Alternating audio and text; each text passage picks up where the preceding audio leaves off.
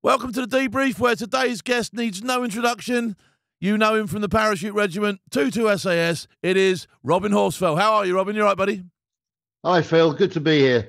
Yeah, superb. Listen, we're going to dive around today. I'm going to ask you a few questions about all sorts of stuff, and you'll just see how it goes. Is that all right? Yeah, where you lead, I'll follow. Brilliant. Right, Robin, like I do all of my guests on the Debrief, I'll take them back to their childhood first. So tell us about young Robin. Where was young Robin from? Just outside Aldershot, a small town called Farnham in Surrey, a little village called Webburn. My earliest memories are living with my grandmother and grandfather, with my mum, who worked in a hospital laundry. And I found out later that I didn't see my father because he was in prison. So, okay. Yeah, just Aldershot was my playground. So, how long was your old man in prison for? Did you meet him at all? Did he come out of prison? I didn't meet him in my early life. I met him later on in life when I was in my 20s. He and my mother divorced when I was 7 years old, and she married a man called Robin Horsfall, who was part of 16 Para Brigade RCT. And he became my first real father, and he adopted me and gave me his name. So, wow, okay. Yeah. So happy times as a kid, really? Yeah, I don't think we had very much, but I don't remember being deprived.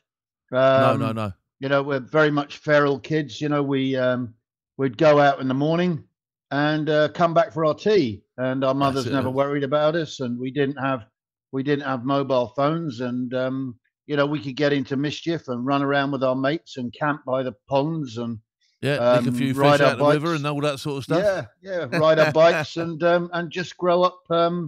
You know, as I hope a lot more kids do today. So what were you like at school? Were you a clever kid? Did you do well? Did you get qualifications, all that sort of stuff?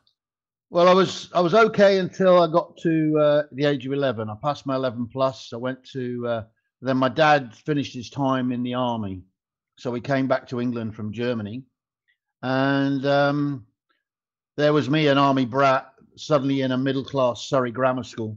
And struggling to fit in, which has been an issue with me all my life. And my parents' marriage started to fail after 7 years. So with the things combined, my education started to collapse. I wasn't doing very well at school, and I became the school truant. But fortunately for me, there was another opportunity. And at the age of 14, I walked into the Army Careers Information Office in Aldershot on Hospital Hill, and asked to join the army. And they said, "Oh, how old are you?" I said, I'm 14. They said, "Well, school leaving age is 15. Next year you can join up." So I attempted to join the Royal Army Medical Corps and ended up in the Parachute Regiment as an infantry junior, as an infantry junior leader at Oswestry. Yeah. So you do Para Depot and all that sort of stuff, and where did you go first after you finished Para Depot? Where was your first sort of like posting? Where Aldershot, was it? Yeah, I mean, everything was Aldershot. The airborne forces were permanently based at Aldershot at that time, and had been for 40 years. But I came straight out of depot, went straight on the regimental shooting team, the Nishan shooting team, for a few months, while 2 Para, which was my battalion, shot off to Northern Ireland, and I joined them a little bit late. At Was that an age thing? Was it that was because you was too young to go, I presume? No, I was just a good shot. Oh, okay. So they were building this regimental shooting team from all 3 battalions to do a Central European shooting competition, international shooting competition.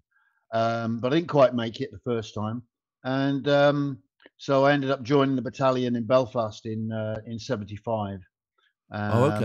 Which was so I did the last 2/3 of that tour and got the nickname Half Tour Horsfall. As it was pretty late '75 was seemed to be quite a quiet time, but I was one of those unfortunate people that got shot at on that trip from a place called Ballaston Flats, and it was great because, you know, looking back, all the training that I'd had over the years. I mean, I'd been a soldier by the time of 18. I'd been a soldier for 3 years. Yeah. Kicked in, you know, spun round in the top of the vehicle, cocked my weapon out the back of the vehicle, rolled backwards down the street because I forgot it was going forwards at 10 miles an hour, and into cover, and the patrol followed up, but we didn't get much. No, but I mean, good, you know, there's not many people. Yeah. There's not many people who even got to get some rounds down the range in Northern Ireland. So you did well for that fact alone, really, didn't you?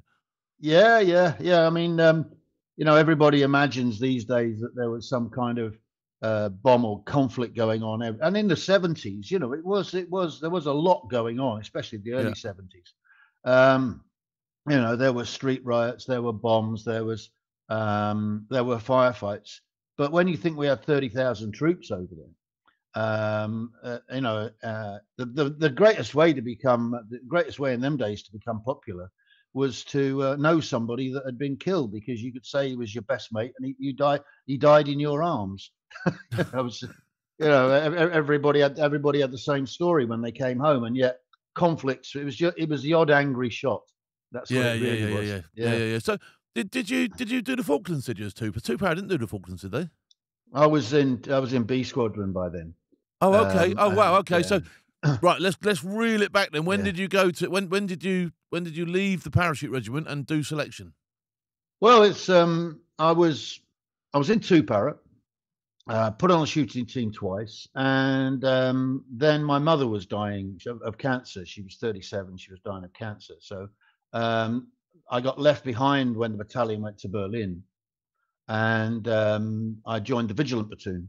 Vigilant Platoon, for anybody who was around when they were around, was the wild bunch. If you were a troublemaker, or you didn't fit in, or you got sent to Vig, get him out of the way, send him over there.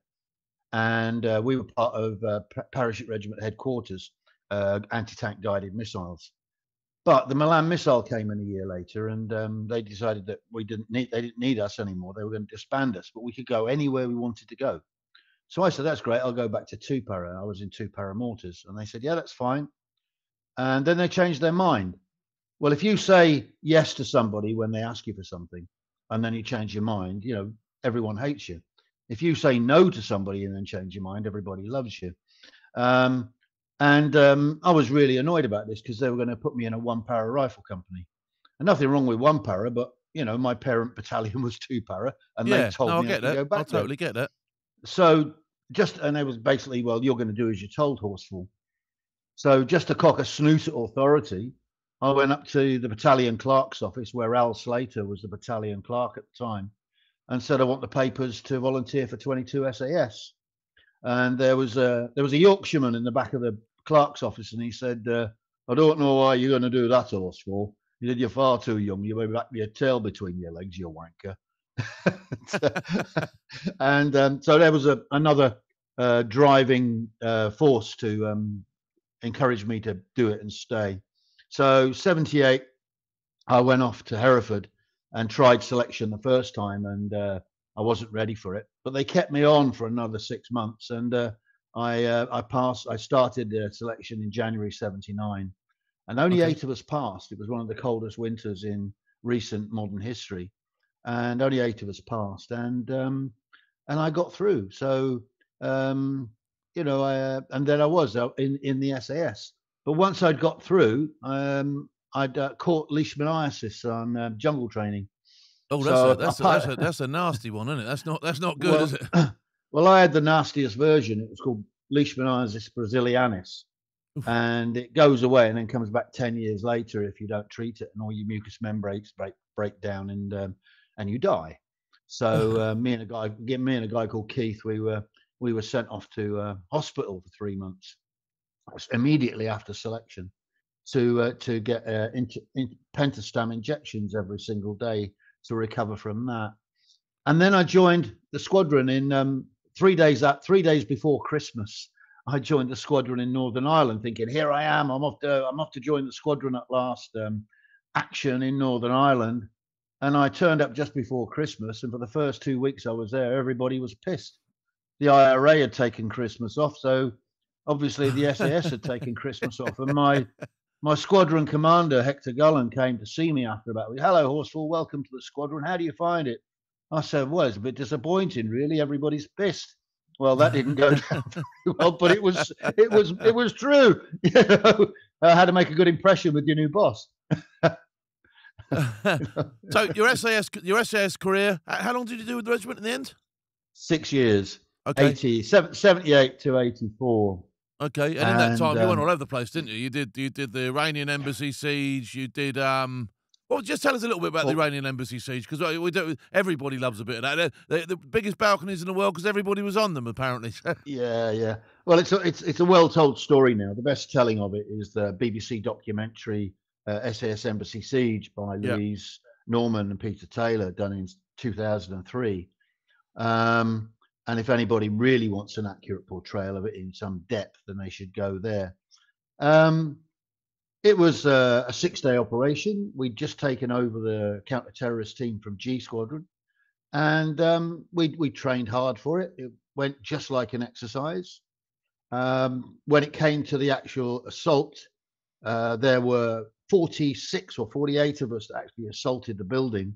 But everybody sees that famous footage from the front. For 25 years, people thought that 8 guys went in there and cleared 55 rooms and 5 floors. But there was eight of us to each floor. And my floor was the ground floor on the back door. And I had a partner called Ginge Young, sorry. And our job was to go anywhere where there was where something was going to go wrong. And things went wrong right from the start. One of the guys abseiling down the back put his foot through a window, so compromised the approach. The guys you see in the famous footage, John McAleese and Tom McDonald, leaping over the balcony and putting the frame charge on the window, that was supposed to be done slowly and sneakily without anybody seeing us, but whack it on the window, get 6 feet away, whoomp, off it went. On the back door where I was, we didn't have time to put the explosives on the door. So Bob Curry went in with a sledgehammer and took the doors out. That's right. Yeah, I've met Bob. He's a lovely guy. Yeah. He was my best man at my wedding. And so he took the back doors out. The guy hanging on the rope has got his Pressel switch pressed, so nobody can communicate. And so the squadron commander must be thinking, "Oh my God, I'm going to get buried for this one." and then Tom got cut down off the rope. His legs had burned, went in to do his job. Tommy Palmer had gone into the burning curtains. His head had caught fire. He'd come out, taken his gas mask off, which was melting, thrown it away, gone back into the gas, and he shot 2 terrorists without even in the gas-filled environment. The Pressel switch came on. Hector, thinking that everything was going wrong, said to me and Ginge, "Go in." We went in through the back door to the lobby. And actually, it was as it should have been. There was a chain of people up the stairs, all the way. There was gunfire, there was screaming, there was noise. The police officer, Trevor Locke, came down. We got him out. Then all the other hostages followed. We got them out. And then as the last hostages came down, there was a terrorist mixed in amongst them. And somebody shouted, "He's a terrorist." Somebody else indicated he had a grenade. And I was about 5 meters across the room, and I fired 3 rounds. But there was another person stood right next to him who emptied half a magazine into him, which was a bit excessive. But he obviously did the job. Yeah, my contribution was a bit superfluous. And we got everybody out. We rescued 19 people. We killed 5 terrorists, and we captured 1. So. And the SAS suddenly became famous. We became. That is the most famous job that the regiment have ever done, and that really put the regiment on the map, didn't it? So, sadly the regiment so. Under the spotlight. But Maggie Thatcher reportedly said that she wanted no smoke out the front. She wanted everybody to see how we deal with these sorts of problems. So, what Maggie Thatcher actually said, and it has been misinterpreted several times, is I don't want any martyrs. Right, okay. And what she actually meant by that is I don't want anybody shot for the wrong reasons. This has to be justifiable under British law. Right. That's when we had a legal brief just before we went in that emphasised that as well. So it was misinterpreted by some people like we don't want any prisoners, but it meant the exact opposite. Yeah. These stories are going to get hammed up by how many times has that story ever been told anyway? Anyway, let's move on. So you did Falklands as well? Yeah, we didn't do very much. Our job was B Squadron again was to go into Argentina and take out the Super Étendard jets that were sinking our capital ships. And it was a one-way mission. So there was no fuel to come back. So we were going to land 2 C-130 Hercules aircraft on the runway, drive off World War II style, destroy these jets that were carrying the Exocet missiles, and then get killed or captured. Just straight onto E&E, out you go. Yeah, you know, and they said, oh, you know, you can make your way to Chile, but you know, you could all map read, as you will recall, and they've got ANDES written down the middle of the map there, Andes. Yeah, so just a small obstacle. yeah. So, I mean, my wife was 8 months pregnant with our first son at that time, you know, so it was an interesting, emotional experience to go on that mission, knowing your wife's due to have a baby, knowing you're probably not coming back, and her not knowing what your mission is. So, yeah, you've worn the cap badge, you've had the 7-minute glory from the Iranian embassy. Now let's see if you can really do the mission. Now see if you can really do the job. And you know, we all went. It got cancelled It got cancelled. Ronald Reagan put pressure on Margaret Thatcher not to extend the war onto the mainland. Yeah. So half of us got to the Falklands on the I think it was the 12th of June, and we parachuted into the sea. And the RAF had put the parachutes on badly, and all the parachutes came off our equipment, and it was sank to the bottom of the ocean. So our squadron commander then, Ian Crook, was trying to get us involved before it was all over. Paras and Marines were advancing on Stanley. You know, the Air Force were dominating the air, the Navy were dominating the sea, and but everybody heard that 30 members of B Squadron, the famous squadron from the Iranian embassy, arrived, and the Argentinians surrendered. There you go. And the rest is history, as they say, Robin. There you go. So you ended up, you left the regiment. What did you do as you came out of the regiment? Where did you go sort of like immediately afterwards? Well, I went off, I left the regiment with an awful lot of bitterness and friction because I got stitched up for something I hadn't done. And 4 weeks later, a captain called David Juster came to me and said, look, you know, we're very unhappy about this. You want to come back? But by that time, I was earning more money than I'd ever earned before in my life, working for Mohammed Al Fayed as a bodyguard on Park Lane in London, and a week on, week off. So, and I was still quite bitter. So I said, no, forget it. I'm not coming back. I'll still have the same problems. Problems probably me. And yeah. But I did that for 15 months, which was great. You know, it paid the mortgage, it got things done. But you know, in comparison to being in the regiment, it was it didn't have any excitement, and I was still only 27 years old. So it was it was money, but it wasn't life. I think all the civvy jobs I've ever done have been a very, very poor second, even if a second, to being in the regiment. Do you know what I mean? I don't think you'd ever. Yeah. There's being in the regiment, and then there's coming second, isn't there? Do you know what I mean? And I think you have to accept that, don't you? Yeah. So I went off to Sri Lanka as a mercenary officer in the Sri Lankan army, but realised after 4 months that I was on the wrong side, and that a terrible genocide was being committed against the Tamils in the north. Yeah. But I was just little me. You know, I didn't have any voice or power, so I just resigned and came home. There wasn't very much I could do.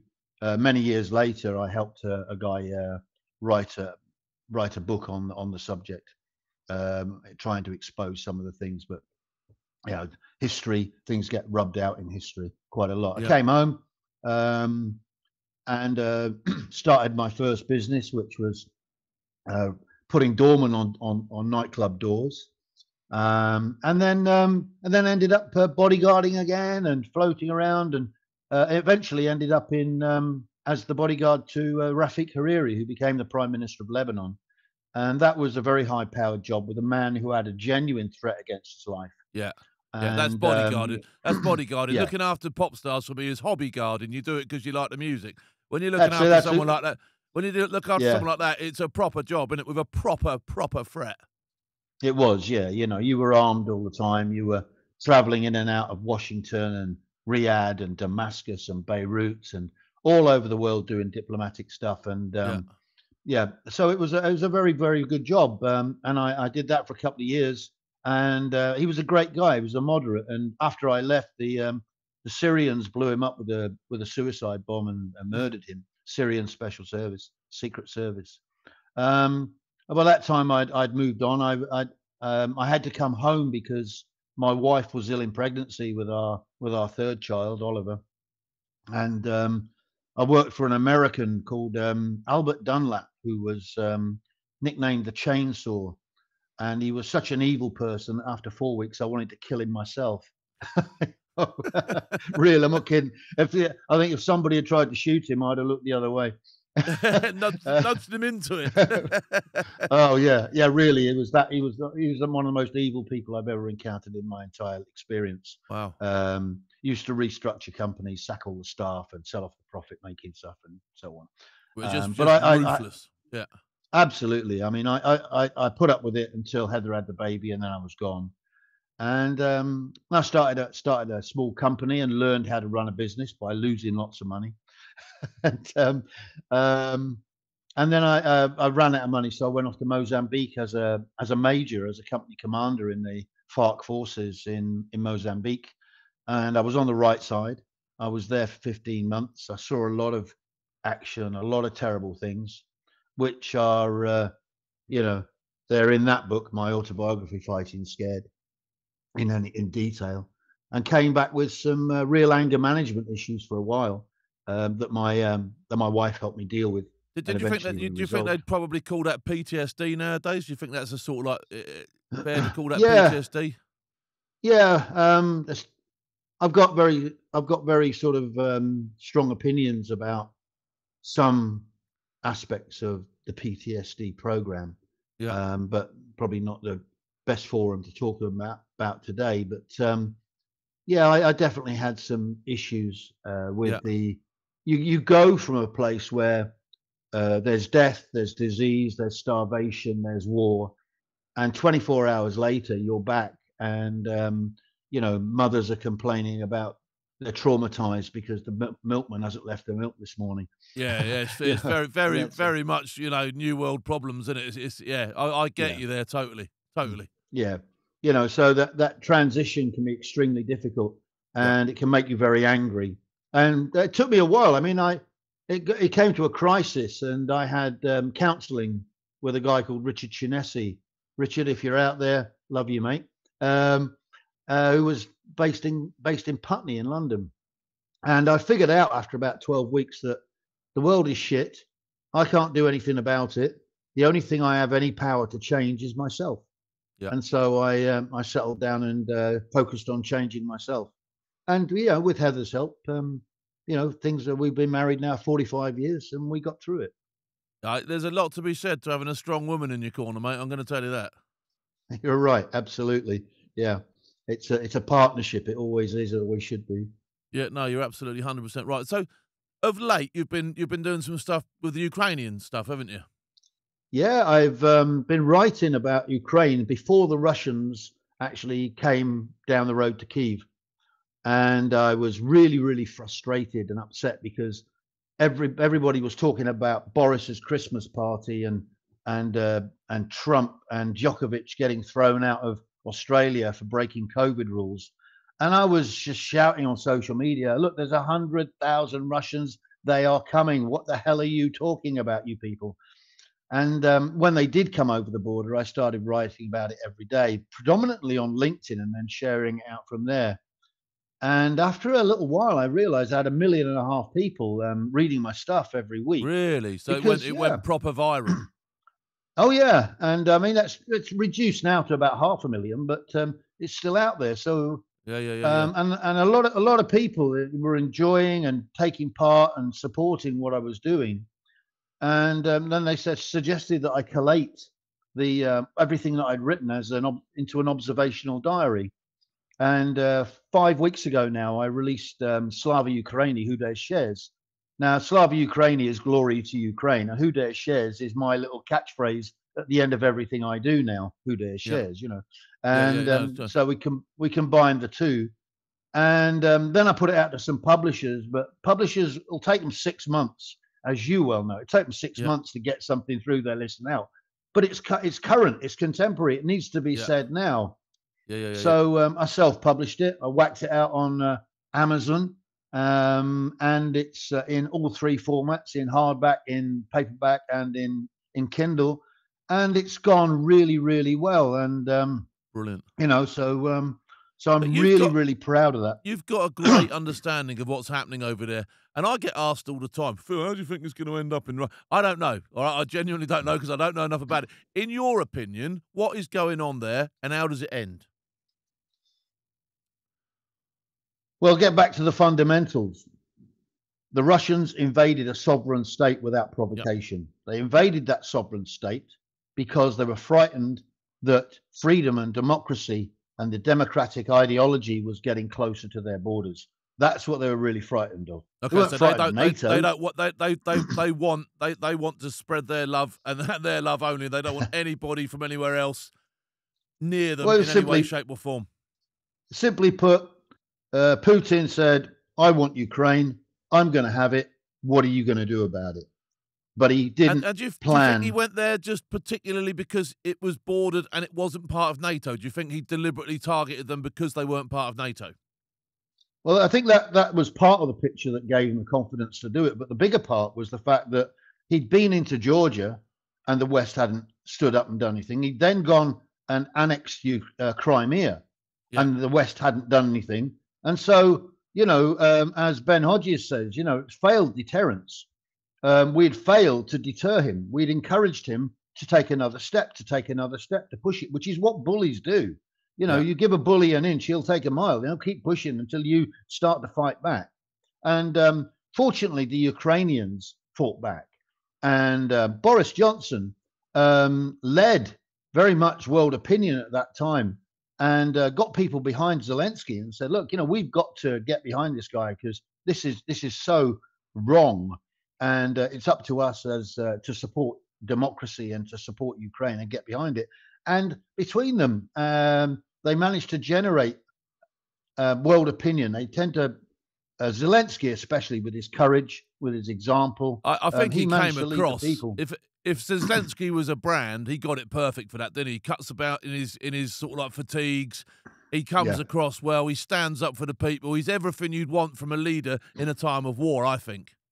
Absolutely, yeah. And everyone was saying, look, you've got to retreat. You've got to get out of the country, set up a government in exile. And he was, no, I'm staying here. I'm staying here with my family. I'm staying in Kyiv and we're going to defend this.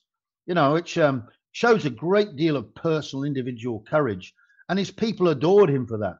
Yeah. And he's maintained that. He's kept the green drab on when he's going to meetings, emphasizing to the world that I'm a leader at war and I need your help.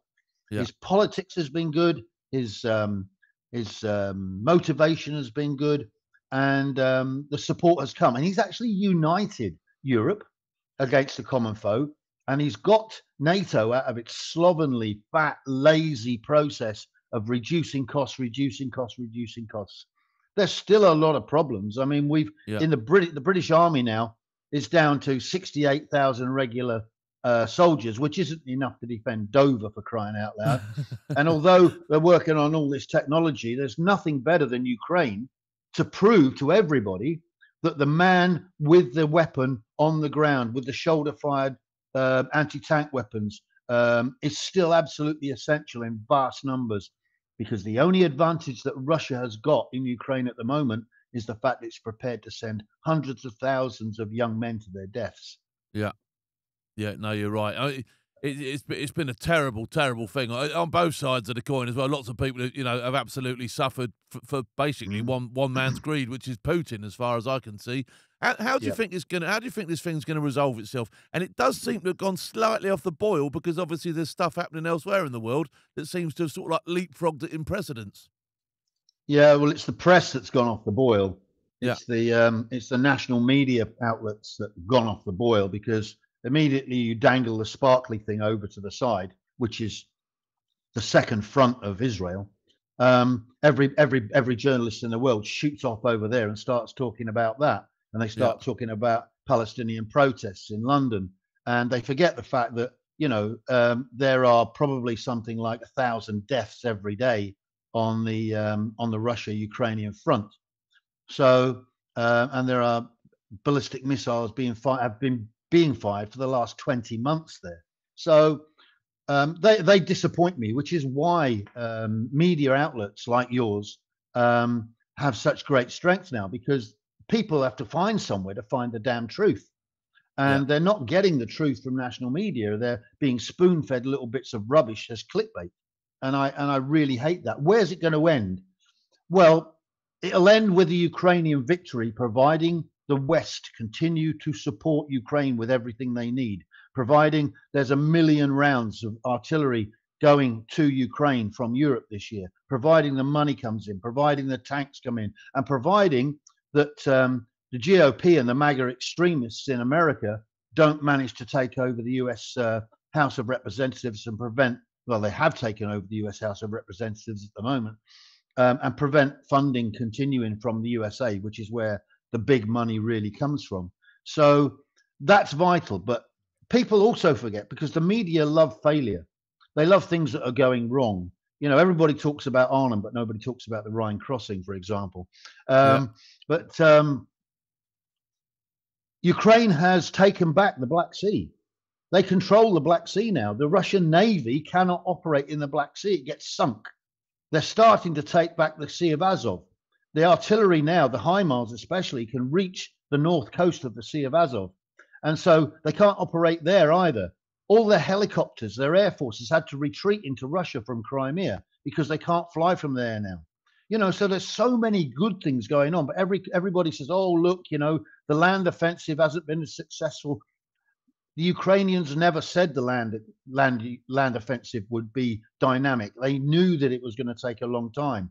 The Russians had time to put 20 miles of minefields down. They had trenches in place. They had anti-tank systems in place. But the Russians have been stopped, and the Russians are losing something like a battalion of men every single day. And the sanctions are killing their economy. They can't sell their oil and gas. And that's a really big problem for them. Their money's running out. Inflation is running rife. At some point, David Petraeus said quite clearly, you won't know when they've lost until they lose. And all of a sudden, the whole thing will collapse and they'll go home. Yeah, and do you think, this is another question I get asked all the time, do you think that Putin will sort of like go down so hard that he'll resort to the old nuclear option? No, I don't think that. I don't think that. It's a concern. It's always a concern. It's a concern because the bully has his knuckle dusters and he had his steel toe cap boots, and he's telling you about them because he wants you to go away because he's scared to death that you're going to beat him up. And Putin wants to rattle that saber over and over and over again because he hasn't got much else.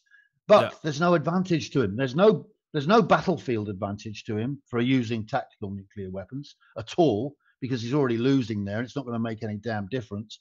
And if he goes in strategic nuclear weapons, he gets crushed. He's gone. He gets absolutely battered.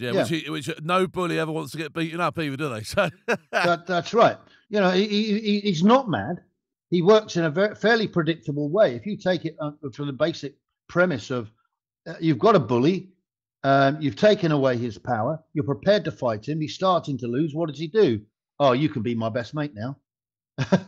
All of a sudden, and at some point, Putin's going to turn around and find an excuse to withdraw, the same way he did from Afghanistan. I was going to say that. Do you think if somebody offered him a ramp off, i.e., they said, right, I'll tell you what, have half the Crimea or have the Crimea, do you think he'd accept that ramp and just run down the road with it as a victory? Well, giving him the Crimea would be a victory for him, because Ukraine cannot operate its trade freely in the Black Sea while Russia have a foot on Crimea, which is why they took it in the first place. So Russia cannot be seen to walk away with anything, because if they walk away with one thing, they walk away with Donbass, or they walk away with Luhansk, or they especially walk away with a piece of Crimea, then they will class that as a genuine victory, which it will be. And then they'll relax, they'll restore their arms and ammunition, they'll build up again over the next 10 years, and then they'll come back and take the rest. They must go home. Zelensky's stance on absolutely no compromise on absolutely anything is 100% the way ahead for him and for everybody, really. Yeah, it's the only way. Yeah. You know, the things that he might negotiate on, or the is this in a sense that you go home, you stay there, and we won't push this through to the War Crimes Tribunal. We won't prosecute you people, and the West will help you rebuild your economy. That's the kind of things that they have to offer, but they cannot offer Ukrainian land, and they shouldn't. No. Understood. Well, look, honestly, you've made it a little bit clearer for me, Robin, for sure. Because I sort of like, although I have actually been over there, I still didn't 100% sort of like understand what was going on. So that's really great to have had that explained to me. Well, you know, sometimes you just need somebody who doesn't get too complicated. That's right. So what's your plans for the future, Robin? What are you up to now? Well, I'm not in the best of health, so whereas once upon a time I could leap tall buildings at a single bound, now I'm left with my voice and my fingers. So I do motivational talks with various corporations and various charities and organizations, sometimes about my adventures and sometimes about bullying or overcoming adversity, PTSD. Did a nice dinner at Cambridge University talking about PTSD and the two sides of that equation. And I write. I mean, I've got 6 books out there on Amazon at the moment. Slava Ukraini is the latest. It took me 18 months to write it. Thing is, you know, thing about writing is the more you do it, the better you get at it. And so I try to write every single day. And so you write your own books. I mean, I'm not going to lie. I use a ghostwriter on mine, and although I sort of like tweak what he said and make it sound like me, I couldn't put a good book together to save me life. Like, do you know what I mean? I really couldn't. But you actually write your books yourself. Yeah, I've written all my books myself. My autobiography. I had a guy sub-edit my autobiography and took it down from 120,000 words to 100, and then it immediately sold. And I'm all for people, collaborating with others and selling a story. Using the skills you've got. But I've always loved writing, and I've always loved standing in front of an audience and teaching and imparting knowledge as well. Yeah. And there's too many sound bites these days. You know, if you watch a film about a story, a true story, and it's only 90 minutes long, and then you read the book and you think, oh my God, the book is so much better. Look at this detail. Now I understand what he meant at the end. And there's so much more you can get into writing, and you can be so much more precise and clear. Yeah, you can get a lot of detail down. That you probably wouldn't. You know, if I stood there and explained every sentence or how I felt, you'd think, what's he speaking like that for? Do you know what I mean? But yeah, you're right. I do get that. Well, when I was, where was I? 54, I broke my neck. I broke my neck doing karate training with my son, because teaching martial arts up to then was my profession. Yeah. And so I broke my neck, and it's not as crazy as it sounds or dramatic as it sounds, but my neck became very, very weak as I recovered. But I had constant headaches. So I had to find something else. I couldn't teach anymore, so I had to find a new direction. So at the age of 56, I went off to university as an undergraduate doing English literature and creative writing. And the first thing I learned at university was nobody wants to sit next to their grandpa at school. And I spent 3 years at Surrey University and learned a great deal, and came away from there with more skills and more understanding of the process of writing. And then as a kind of practice, I wrote the Wise Old Paratrooper trilogy, Words of, More Words of, Last Words of. And they were me teaching myself to produce, edit, publish. And then I wrote a Warrior Poet Soldier Songs, which is a book of all my poetry, illustrated book of all my poetry. Now everybody uses poetry, but nobody buys it. but it was a labour of love. But it was an improvement on the Wise Old Paratrooper books. And then we've got Slava Ukraini, which I'm really, really proud of, because it's the first time I've produced my own hardback. And I'm definitely going to get a copy. I definitely do. We'll have a look at that as soon as I can get my hands on a copy. I will be getting hands on a copy. Like, well, I look forward to your review. Takes me a long time. I'm not the best reader. I know it will take me a while to read it, but yeah, I will definitely leave a review, Robin. Thanks. I mean, I do all my books on my personal website, robinhorsfall.com, and I do them and I sign them and send them off to people. But they can get them. That's at a premium price, of course. But they can get them all on Amazon if they want to. They're all out there. And I hope that my next book, which I'm working on, is a novel. Any hints to what the novel's about? Any hints? Well, it's a very, very dark whodunit based back in the 1980s, and there is a major player who's an SAS soldier. So yeah.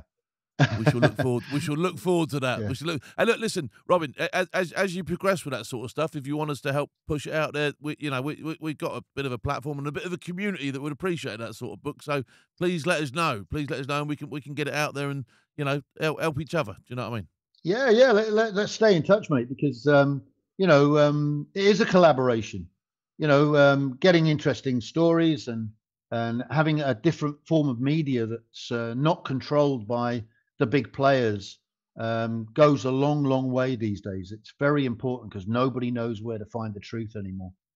It's a difficult thing to do. Listen, Robin, it's been great having you on, buddy. Hopefully you will come back on again at some stage. I think we'd like to investigate more about the Ukraine with you and certainly, get your opinions on stuff because, like you say, it's important to get the truth and it's important to spread the truth as well. Do you know what I mean? So we've enjoyed having you on. Thanks for coming and hopefully we'll catch you up really soon.